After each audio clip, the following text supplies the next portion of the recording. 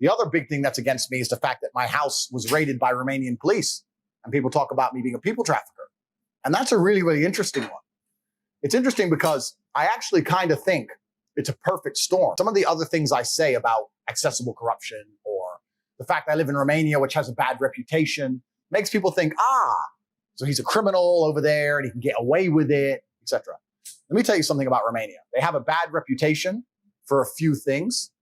And one of them is people trafficking, which is age old. That was from the 90s. It's not the case anymore, not at all. But they're very sensitive about it. The number one crime you'll get in trouble for in Romania is exactly that.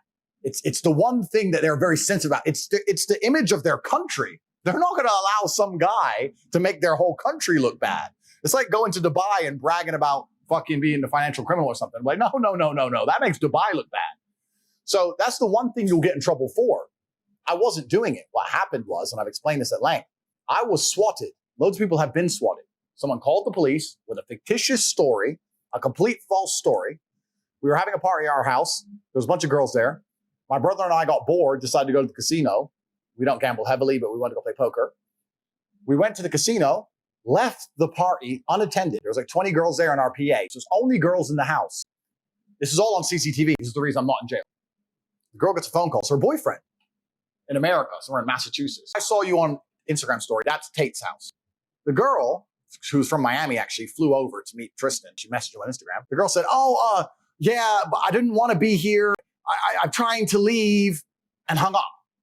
So her boyfriend, I don't know, simps, bro. I don't know if he believed her. I don't know if he was jealous of us. I don't know what. Calls the American embassy in Romania and said, my girlfriend's being held against her will in this house.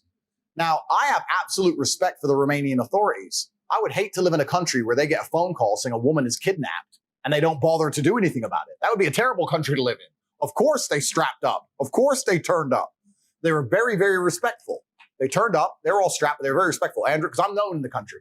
Andrew, Tristan, we've heard this report that it was a very cordial conversation. Look around the house. No one's here. We have CCTV in our whole house. They went to the cameras. They saw the girl on the phone, go out, get a pizza, come back, get an Uber home. They're like, well, this is bullshit. It's like, well, obviously it's bullshit. I was swatted. A guy effectively just made up a false reason and called me. Ta-da.